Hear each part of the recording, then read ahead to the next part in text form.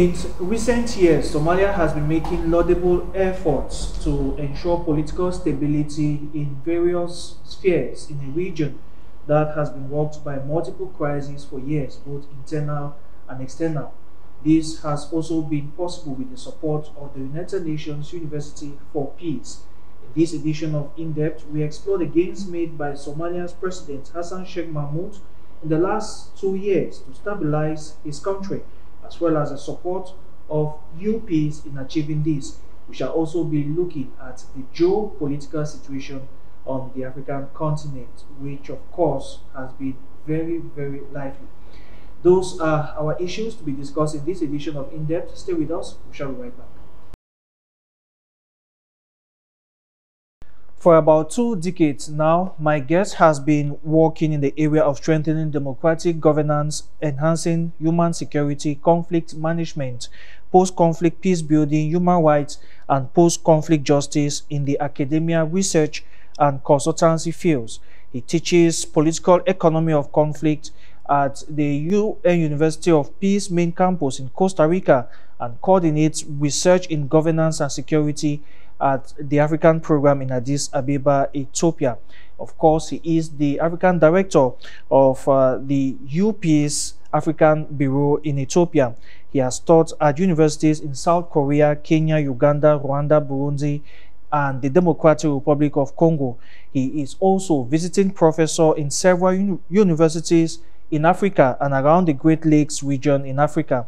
His research interest has been on the role of economic and political governance systems in conflict prevention and post-conflict peace building. He enjoys traveling and taking part in development initiatives back home. He is also the founder of the Mukunda Resort situated in Boya, an initiative aimed at enhancing development in Boya and the Southwest region in general. Join me to welcome Professor Somali Ewusi to the program. Professor, it's a pleasure having you once again after about 2 years. It's always a pleasure to be back home and to spend quality time with you. All right, thank you, sir.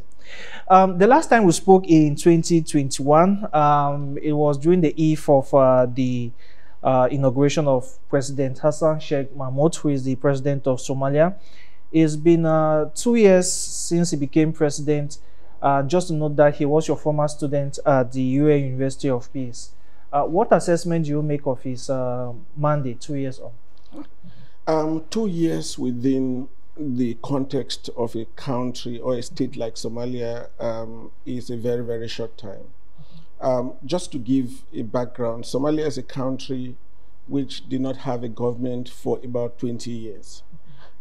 So eventually, with the help of the international community and of course the African Union, there was the establishment of transitional governments up until 2012 when Hassan Sheikh became president, between 2012 and 2016.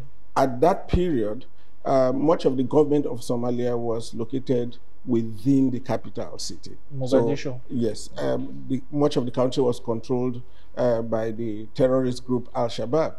And so in his first term between 2012 and 2016, he successfully liberated a huge chunk of territory with the help of the Somali Armed Forces, the African Union, and the UN peacekeeping mission that was there.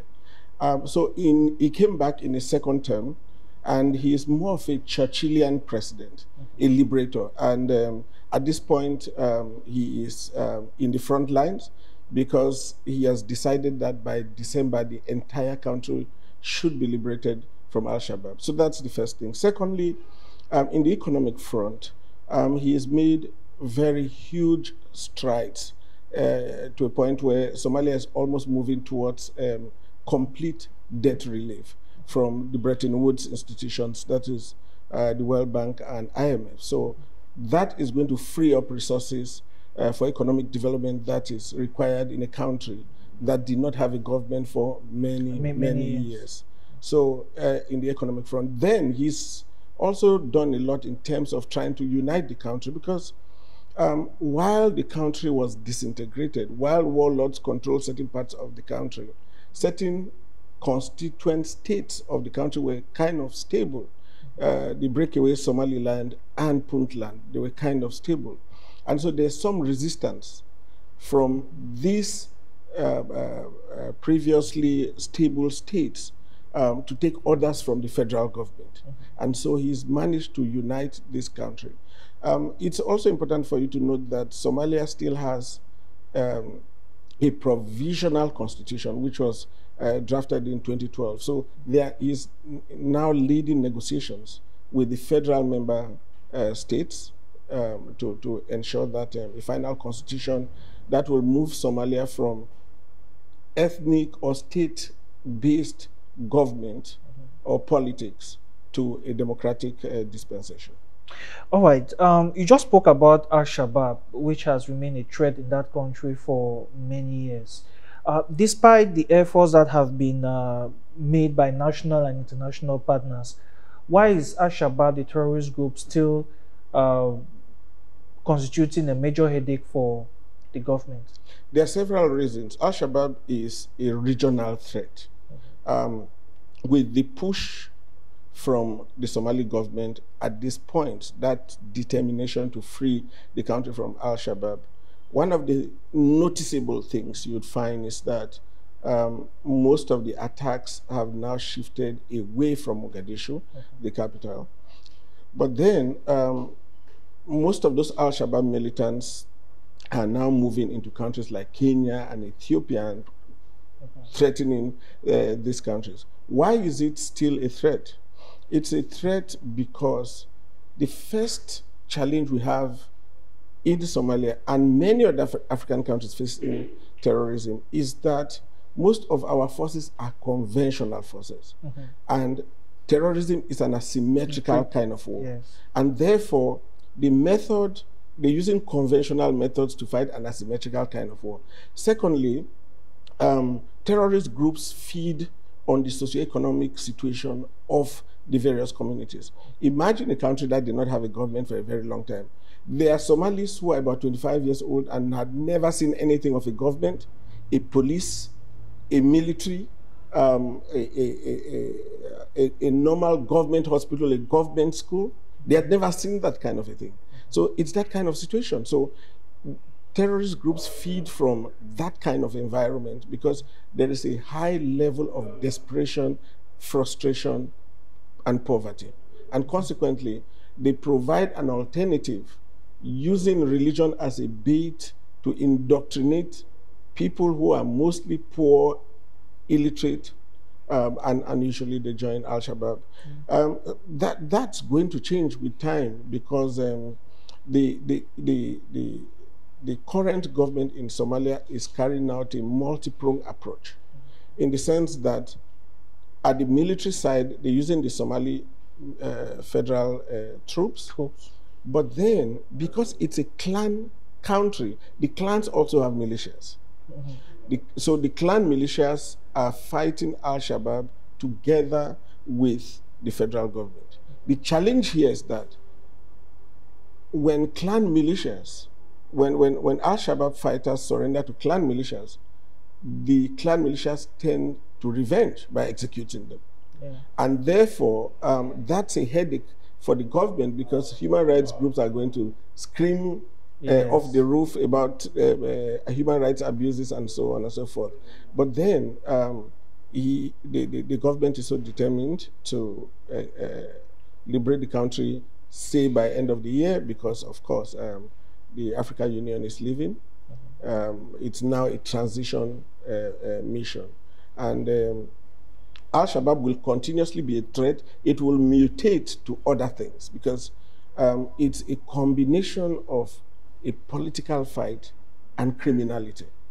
And consequently, it's going to spread to most of these other regional countries if care is not taken. So it has to be a regional approach to actually eradicate Shabaab if they can. Yes, the AU peace mission is expected to leave, like you said, the country is now in a transition phase. What do you make of the efforts by this peace mission of the AU? Many analysts have tended to portray a negative view of the work of the AU, including myself. But AU's mission in Somalia is going to find space in the positive side of history, because considering the fact that an AU mission went in there when there was no real Somali army, started getting rid of Al-Shabaab, expanded control of the country to the government, and so on and so forth. So it's going to be a very, very positive, it will be a positive report on the side of the African Union. The challenge with the African Union when it comes to Somalia is funding. Of course, the Somali government recently wrote to the AU requesting for a 3-month extension. But then, while the AU may be amenable to provide that 3-month extension, it has to be paid by the European Union. Yeah. And so the money side of it is still problematic, because the European Union does not see the reason, has not found any reason to shoulder that bill. Mm-hmm. Okay, now the major question now remains: Can the National Army be able to handle this very, very tough and complicated security situation? I think for now they are doing extremely well. Why? Because there was an expedition of training of Somali military in Djibouti, in Ethiopia. A lot of them were trained there, and they receive air and intelligence support from the United States. The United States is not leaving anytime soon, because Somalia is very strategic for their trade. All right. What do you make of the country's transition plan at this point in time? I think they are well within they are well within the process of a better transition. The Al-Shabaab challenge will always be there, of course, but it just has to be reduced. What Somalia needs is not complete peace. It needs what we call in peace studies negative peace, or a relative peace, to be able to blossom. Because as a result of the fact that there was no government, the country is more of a private sector country. And so if you look at much of the development that's taking place in the country, is private sector driven. That is what most African countries are struggling to move from public sector to private sector. Somalia already has it. So what they need is actually relative peace. So in terms of the transition, I think they will do well, considering the fact that they've been able to train enough, nearly enough forces to be able to fight Al-Shabaab.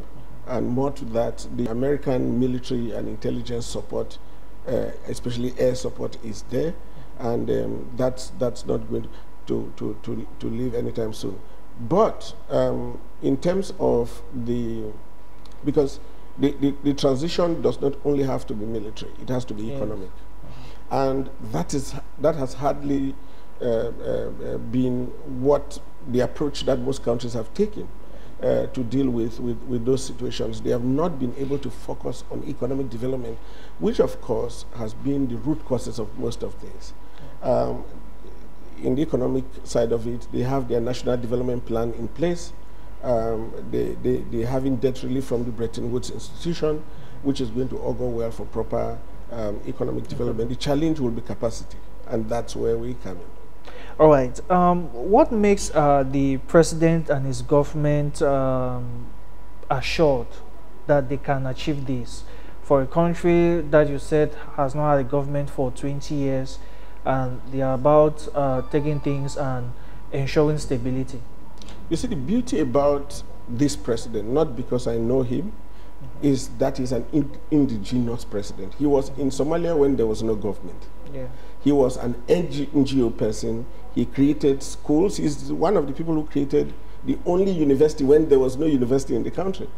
And so he knows the country very well. He's one of those people who did not leave the country even when the country collapsed. The previous president was an American citizen. The prime minister, the former prime minister, was a Norwegian citizen. You know, it was a government of the diaspora, the previous government. But presently what you have is an indigenous government with a determination to rebuild Somalia.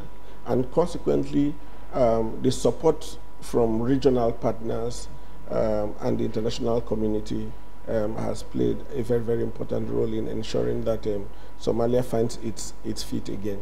You just spoke about the support from the partners, and I would like to come in there. What manner of support has the country received from these partners? We all know that Somalia is situated in a very, very complicated zone on the continent. We have Ethiopia, we have Sudan, up north, Egypt, with also multiple internal and external crises. About 60 to 70% of the Somalia budget is externally funded at this point, because considering the fact that it's more of a private sector driven economy with a weak government which does not have the capacity to collect its fiscals, it's now dependent on external funding. And so in the financial side of it, the external partners are actually helping the country. And as I earlier indicated, in the military side of it, fighting Al-Shabaab, the Americans are providing air support, intelligence, support to the Somalia army, and actually training the Somalia Special Forces, and so on and so forth. So then you have Saudi Arabia, you have Qatar, you have United Arab Emirates. When you visit Somalia, especially during the inauguration of the president, you could see who is involved in the country. Even based on the manner in which the speeches are aligned, depends on who has more control, or I can't say control, or influence within the country. Because its strategic location enables other countries or invites other countries to be there. Okay, moments ago you spoke about the role of the UN University of Peace. Some months back, there was an agreement with the Qatar charity to establish the first ever presidential scholarship in the country. How has this helped to boost education in Somalia, which of course is very important at this point in time? I tell you what, superiority between individuals depends on who owns what. But superiority between nations depends on who knows what. So knowledge is very, very important for Somalia. That said, UPEACE is the only university in Somalia offering doctorate degree programs. No Somalia university offers a doctoral program. Now, that tells you the quality of education that is there. If you have an entire country which does not have a university which offers doctoral programs, then you know people have to go out of the country to have the terminal degree to be able to teach there. So you find a situation where bachelor's degree holders are teaching in the university and they are called professors. You find a situation where in an academic institution, the majority of people teaching have a master's degree. So you realize there's a problem here. Now, so one of the approaches to strengthening higher education is to bring about a program that will usher in or create an opportunity for people to obtain terminal degrees. So what we eventually did was that, considering the fact that the president is very much interested in education, being one of the people who created the only university at that time when there was no university, we thought one of the ways of increasing the quality or improving the quality of education would be to have people with terminal degrees actually handling the universities. So we had this, we developed this project to offer scholarships to 100 PhD candidates, targeting people who are at the university level, maybe heads of department, lecturers, top university administrative staff. And Qatar Charity came in handy to provide the first $500,000 to fund this program. At this point, we're in conversation with other partners to be able to see how we can raise the money to ensure that they have these terminal degrees. Okay, the fight against climate change is also a major problem in the country. What has UPEACE been doing about that? Yes, we were the first institution to donate the first 3,000 trees to the Somali government. Because the president has a program they call Green Somalia Initiative, considering the fact that Somalia is more of a desert country. It's suffering from extreme desertification and land degradation, and sometimes excess of water in terms of floods. And then that leads to famine, and hunger and so on and so forth. So he has the Green Somalia Initiative, which we developed together with him and partnered with the Green World Initiative of the African Union to ensure that we contribute in the greening of Somalia. That said, there's a lot of humanitarian challenges in Somalia. The humanitarian challenges come as a result of the constant flood and famine and all those kinds of things, climate change. But one of the ways of fighting climate change is greening. And that's where we're involved in. And more so, we have an academic master's program in environment and development, which is being implemented in Somalia. And a lot of Somalis are taking that program seriously. Okay, Prof, let's talk now about the situation in Sudan, because it's one of the issues which still is making news. How possible is this conflict likely to disturb the continent at this point in time? The conflict in Sudan has ramifications for the entire continent, in the sense that Sudan finds itself in the confluence of North Africa, the Sahel, the Horn of Africa, with its multitude challenges of climate change and latent and violent conflict, and the Red Sea, which is a strategic trade route globally. And so Sudan is a very, very important country. Now, Sudan is going through a very, very challenging time, considering the fact that it's actually a victim of its own history. The Rapid Support Forces, the RSF, which was created by the former President Bashir. It's also called the Janjaweed. The Janjaweed. Yes, and it's well known to have committed a lot of atrocities in Darfur. And thereafter, I think sometime around 2013, it transformed it tried to formalize it. And some of the forces were sent to fight in Yemen and Libya, you know, as mercenaries and so on and so forth. So the Rapid Support Group now partnered with the army to overthrow Bashir. And you would realize that the transition, because the head of the army, who is the de facto head of state, Al-Burhan, was deputized by Hemeti, who heads the Rapid Support Forces.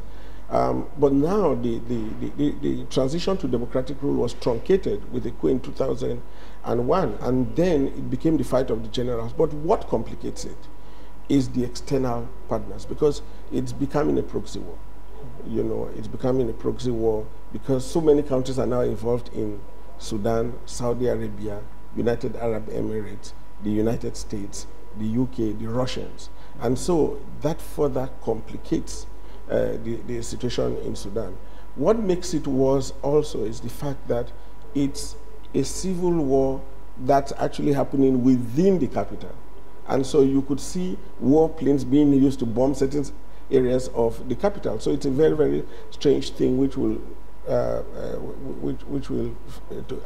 find a way out, it's going to be a little bit difficult. However, you have the Quad group, which is made up of the United States, the UK, United Arab Emirates, and Saudi Arabia, who are trying to carry out a negotiation between the two generals.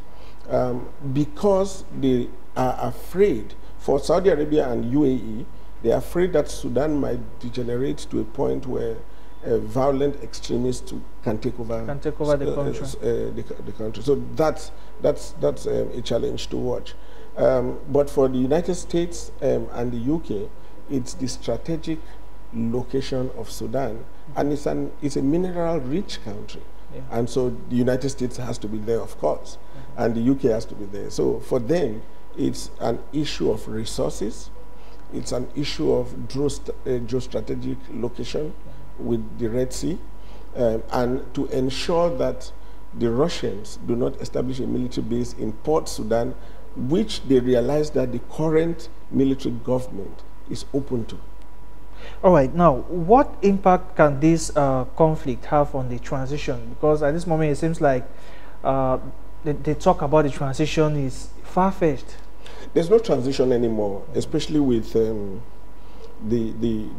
coup taken by al-Burhan in 2001, and the transitional government, which was led by Dr. Hamdok, was dissolved, and he was actually put on house imprisonment. So there is no transition at this point. He became the de facto leader, just like how Bashir ruled Sudan. That's what he wanted. Yeah. And I don't think Hemeti actually wanted to be his deputy.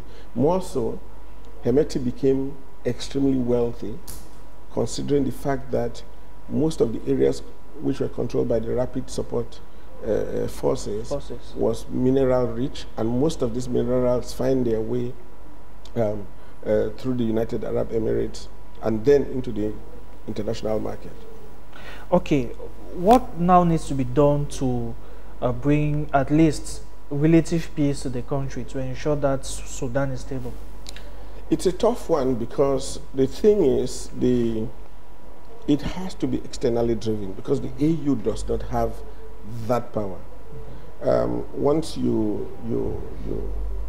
overthrow a government with the application of the Charter on Democracy and Political Governance, that becomes unconstitutional, and you're suspended from AU activities, and therefore the AU also loses its leverage because it does not engage with you. So currently, the only approach that can be taken is if countries like United States, Saudi Arabia, UAE, UK, as they are at this point, engaging in negotiations between the two generals. Of course, most times the al-Burhan has boycotted the negotiations, but they have to look at leverage, where the leverage is, which country actually has leverage on these leaders. Ensure that they cannot make money through the trade of minerals in the conflict zone. So any country that has leverage should be able to, this leverage should be harnessed to bring pressure to bear on these leaders to force them into the negotiating table. At this point, that's not actually happening. Is it an issue of interest? Yes, of course. Yeah. When it comes to international relations, when it comes to those negotiations, it's the only thing that is constant and permanent is interest. And so at this point, countries that sell weapons are benefiting because they're selling weapons. Yes. And so the military-industrial complex is the actual winner of the Sudan conflict. At this point. The loser are the Sudanese people themselves. Yes, and more to that, the neighboring countries are suffering because now you have huge chunks of refugees moving into Chad, moving into Ethiopia, and all the other neighboring countries, which do not have the resources to manage that. Okay, let's move away from Sudan. Let's look at French influence on the continent. In recent times, French influence in Africa has come under severe threat. What accounts for this dramatic shift at the time when France used to be very comfortable on the African continent? Yes, my myself and my very good friend, Professor Ibrahim, which wrote a book in 2014, which actually addressed this issue, and it was clear that this was fast coming because, you know, France is missing something. This change that is beginning to happen, I think it is taking them unawares. Some of French politicians were saying it, but they were not doing it, saying it's a totally different thing. What is it missing? The demographics in Africa generally and the French-speaking African countries. Most of these French-speaking African countries have a hugely youthful population. About 65 to 70% of the populations in these countries is less than 25 years. Secondly, this army of youth are educated about French perennial exploitation of the continent. And to quote the young president of Burkina Faso, Ibrahim Traoré. Yes, most of these young guys are not going to go through the Sahara, cross the Mediterranean Sea and move to Europe. They are going to go to the presidential palaces to remove these people who have held them hostage over a long period of time. It's not new knowledge that the control of the franc CFA impedes economic growth because in a situation of high unemployment, as most French-speaking African countries have, monetary policy is very important because they can use quantitative easing to spur demand and therefore meeting the supply side of it. That will create jobs, but we don't have that facility. At the end of the day, most of these countries rely on their fiscal policy or their fiscals to be able to address their problems. And most of the fiscals is not enough to address these huge and long-standing problems. So what happens? They go into debt, borrowing their own money. You know, and pay. Even the interest paid to the Bretton Woods institution is huge compared to when richer countries actually borrow. And so they have missed the challenge this demographic is going to bring about. They've missed the knowledge in which these demographics have in possession, and consequently, they are busy chasing the French out. Now, we know the coup in Mali and the coup in Burkina Faso was also anti-French. What makes the Niger coup very, very important is the war in Ukraine. Because with the war in Ukraine, United States with the European allies were trying to squeeze the Russian economy. And consequently, it is clear, there's information out there that they blew the Nord Stream pipeline. Now, they were expediting the construction of the pipeline from Warri in Nigeria through Niger, Algeria, into Europe before winter. Okay? And then Niger comes in with a coup and stops all of this. And that is what makes the Niger coup much more important for Western countries. And very heated as well. And very heated as well, because you look at the French ambassador in Niger, he refused to meet the coup leaders, but the French ambassador in Gabon quickly met the coup leaders. You know, so there's a huge paradox in this kind of situation. I hope, some of us hope that the new leaders, although they are military people, we hope the new leaders are going to take into consideration the interest of the people, because there's not enough data out there to show that military leaders are better, except for people like Gaddafi. I do not agree with most of the narrative out there about his dictatorial tendencies and so on and so forth. As far as I'm concerned, what Africans need as a first-generation right is socioeconomic right, and he provided that. The standard of living in Libya was higher than that of the Netherlands when Gaddafi was there, but now it's no longer a country. You know, so apart from people like Gaddafi, and if you look at the data on what Sankara did while he was there, and what Kagame is doing, But that's not enough for you to draw a conclusion that military leaders can actually do better. So it's something to watch and see whether they can do better. That's why I said I hope they can do better. Now, where does this put the French government, particularly Emmanuel Macron, who has become that symbol of that resentment these African countries are having towards France?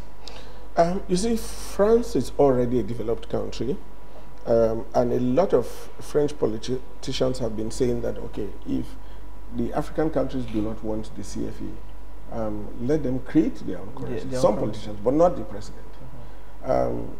Except the president says that, then that will be good. If he says these countries should stop keeping their reserves in the French treasury, that will be a way forward. It's of course going to affect the French economy, because if you look at the politics, the monetary politics of the CFA,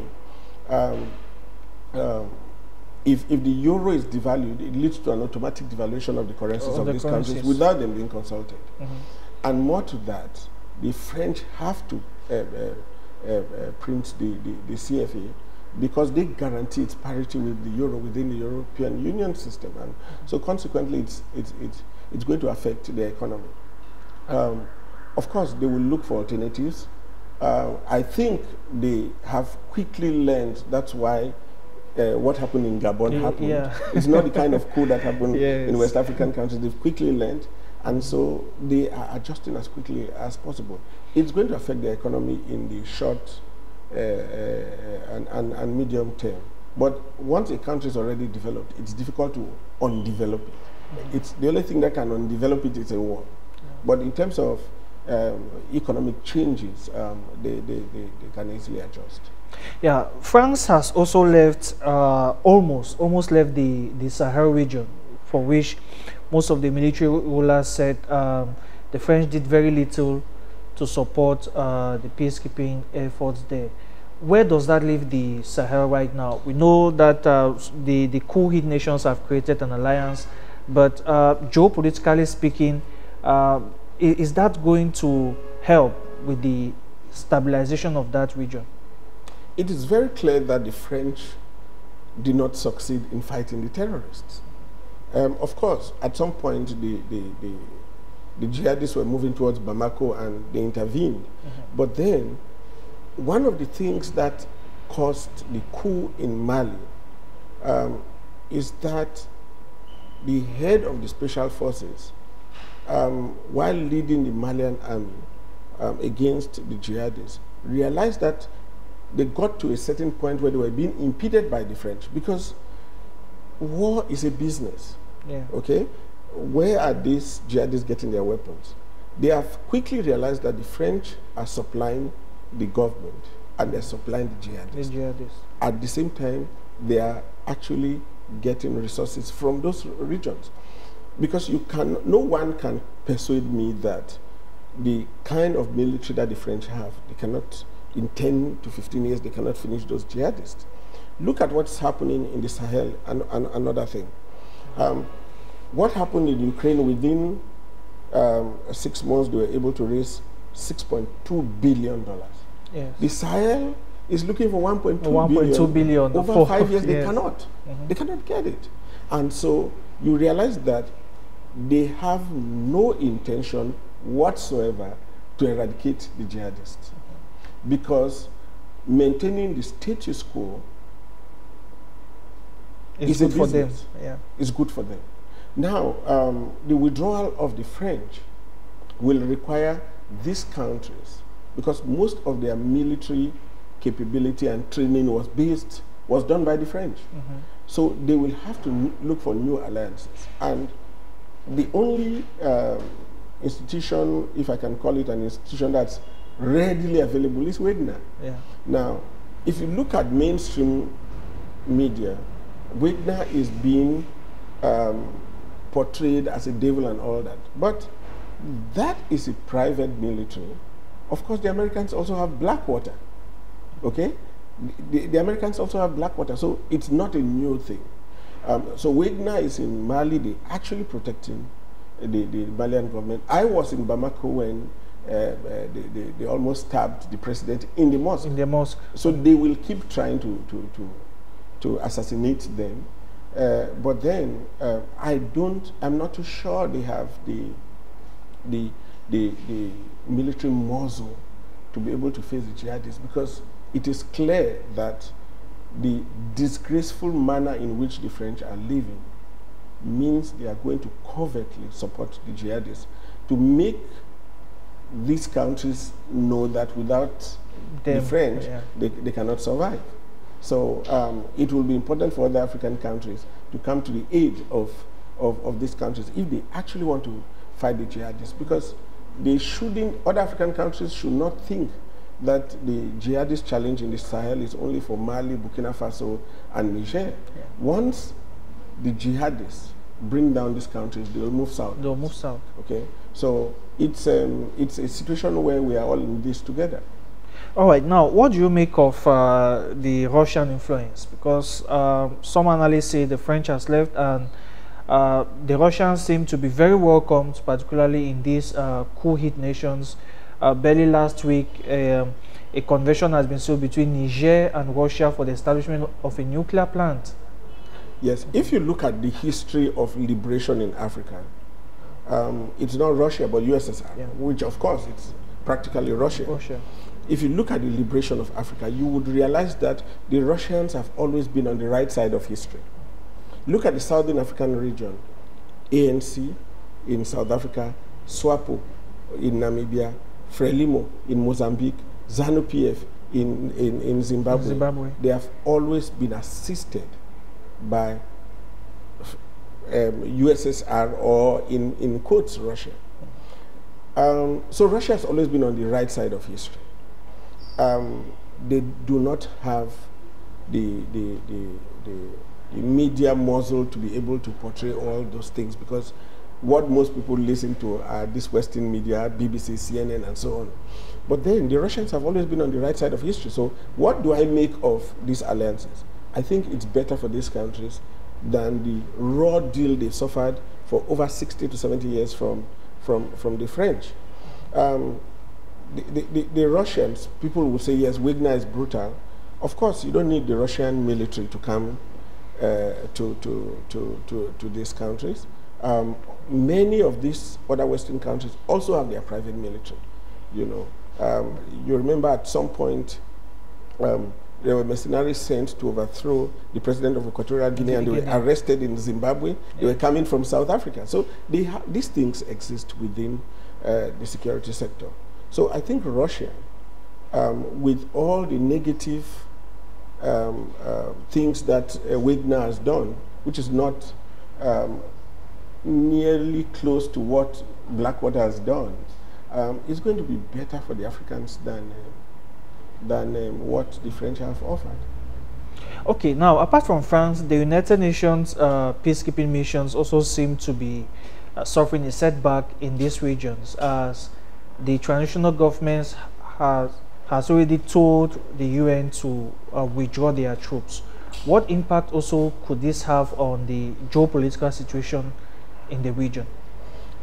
Usually you have these UN peacekeeping missions. There has to be a peace to keep before you have a peace, before you have peacekeepers. Of course, but what is the UN?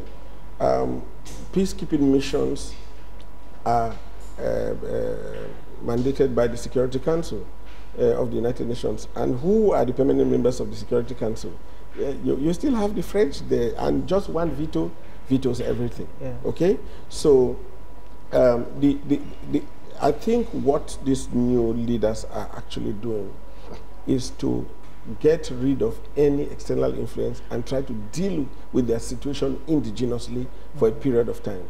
They need the Russians to protect them during this period while they are dealing with the particular issue of jihadists. Who are the jihadists? Their approach is does not necessarily have to be completely military. Some of these leaders might end up negotiating with these jihadists because they are still citizens of their countries. They can still negotiate with these jihadists. The Westerners will say, no, we don't negotiate with terrorists. But they do. Of course they do.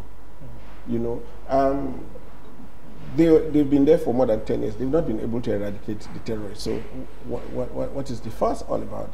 So these leaders want not only the French or the Europeans, but the United Nations to actually leave so that they can deal with their challenges indigenously.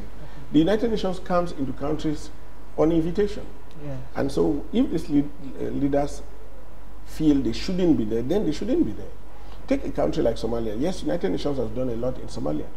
But do you know where the United Nations is in Somalia? They are in the airport. They are not even allowed to go to the green zone.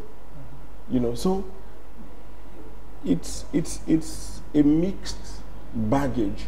It's a mixed baggage of what the UN, whether the UN should be there or whether the UN should not be there. If the peacekeeping missions are actually there, who has to fund them? Them, yeah. They have to fund them. And are they ready to fund them? No, they are not ready to fund them. So that's usually the challenge. I think, in my personal opinion is that even if the Russians are bad or whatever, as they always say, these countries are ready to try something else. Okay? Yeah. They're ready to try something else. Something new. Yeah, they have tried the French for 60, 70 years. It has not worked. And the definition of insanity is doing the same thing over and over and expecting a different outcome. Let them try something else. It may be bad, but then they can deal with that later on. That's their approach. They are tired. All right. Before we go, let's look at the recent situation in the Middle East. The last few days, about 2 weeks now, has seen the escalation of the Israel-Palestinian conflict. What impact could that have on the African continent at a time when we are still getting the shocks from the Russia-Ukraine war? You see, with the recent escalation in Gaza between Hamas and the Israelis, very few people are talking about Ukraine of late. The strange thing about this conflict is that the other side of the story is not being told. Yeah. I would say that Israel has a right to defend itself, just like the Palestinians have a right to defend themselves. That does not mean that Hamas has a right to fire missiles into Israel. But if you look at the situation in Gaza, it's an open prison. It's an open prison of about 1.5 million people. You cannot go into or out of Gaza without Israeli permission. Israelis, I mean, even in the areas of West Bank, you find situations where Israel will seize land and say it has either security or archaeological importance. And then that will require the Palestinians to be removed from that land. Within a couple of months, a new Israeli settlement appears in that place. So it's gradually taking over all Palestinian territory. If you look at the map of that place, you'll also realize that there's no contiguity between Gaza and the West Bank. And the West Bank. You know, Israel sandwiches those two areas. So Gazans are unable to fish because the Israeli military will destroy their boats. Gazans cannot connect. Those who cannot connect, they cannot connect electricity to the Israeli grid. If they can't, they put solar panels. The Israeli army removes it. So, if you put people in such a situation, what comes in is what you call frustration aggression theory. Yeah. It comes into play. Then you find Gazans whose grandparents are refugees, their parents are refugees, they are refugees. So it has gotten to a point where some of them are ready to die for something, because they will die whether they fight or not. So while the Israelis have a right to defend themselves, the Palestinians also have a right to defend themselves. While the Israelis have a right to a nation or to have their country, the Palestinians also have a right to have their country. Now, what is going to be the impact? Now, the Ukraine war had an impact in Africa because African countries import a lot of grain from both Russia and Ukraine, which is, of course, a very shameful thing, especially when I saw the head of the Africa Union and the chair of the Africa Union going there to negotiate. Of course, they would have been going to the head of the African Development Bank to fund agriculture within the continent. We have 40% of arable land globally. So I don't see any reason why they should be negotiating to import grains. That was a very, very shameful thing, but we have a lot of shameful things. We have a lot of things to be ashamed of in Africa. Now, so the effect now is that the focus on dealing with the challenges in Africa, which are numerous, are going to shift to the Arab-Israeli thing as they shifted with regards to the Ukraine thing. Another consequence is that you have certain African countries, especially South Africa, which has put its foot down to say that if the Ukrainians have a right to sovereignty, the Palestinians also have a right to sovereignty. You know, international law should not be twisted. Yes, good for some and not good for others. Sovereignty should not only come in when it's comfortable for some of them. So a lot of African countries support the Palestinians. They don't have the military or financial wherewithal to do it. But morally, they support the Palestinians. And it's going to have an effect on countries that depend on Western countries for donor funding. Because some of the Western countries will link their donation to their support to Israel. And so that's going to bring economic harm to some of these countries in Africa. Now, how can this situation be resolved? Because it seems to have taken a very long time. The UN Secretary General was bitter about it last week when he was addressing the situation. What must be done to put this conflict to bed? The Arab-Israeli conflict, as they call it, is an intractable conflict. You can manage it, you cannot solve it. The solution has always been out there, two-state solution. But then Israel keeps appropriating the land that would have created the state of Palestine. So Palestinians are third-class citizens in their own country. So, and that's why I talked about the contiguity of the territory between Gaza and West Bank. So there is no land actually for a Palestinian state. Israel has ensured that there's no land, and they keep expanding. So that's why I said it's an intractable conflict, a protracted, intractable conflict which cannot be resolved but can be managed. How can it be managed? It can be managed in the sense that there is need for the international community to be balanced. And that will start with reforming the United Nations to make sure that the General Assembly has more power than the Security Council. You know, because what happened in the Middle East, Arab-Israeli thing is a British crime. It's a British crime. And the British are part of the permanent members of the Security Council. The Americans support Israel without condition or without any reservation. So what needs to be done is that it has to begin at the international level, because that's where it began.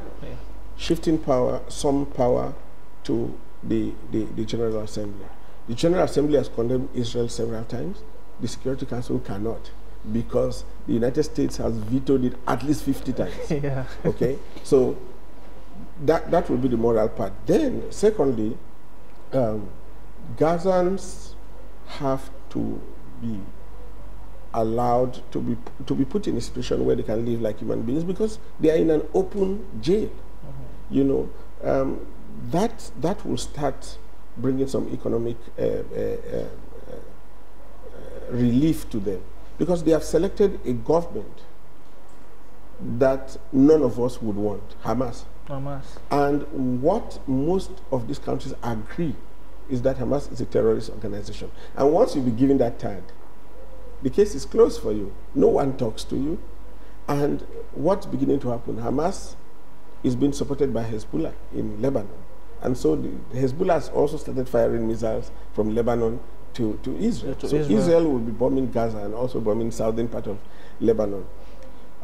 It's something that has gone on for about 70 years. They'll fight for a while, kill a whole lot of people, cause a lot of destruction, and then it will stop. And then the next round. So it has taking the cycle of violence, which is normal for a protracted conflict. That's what is happening. So what the Americans and Western countries want to do now is to allow Israel to vent its anger, and then thereafter it's going to stop. But that's not going to be the end of it, because Hamas is not going anywhere. Hezbollah is not going anywhere. All right. Thank you very much, Prof. Thank you so much. It was a pleasure having you in this edition of the program. The pleasure is mine. And that was our guest, Professor Somali Ewusi, who is the African Programs Director at the UN University for Peace, talking to us about the situation in Somalia and the geopolitical situation around the African continent and the world at large. Thank you very much for being with us. Until next time, it's bye-bye.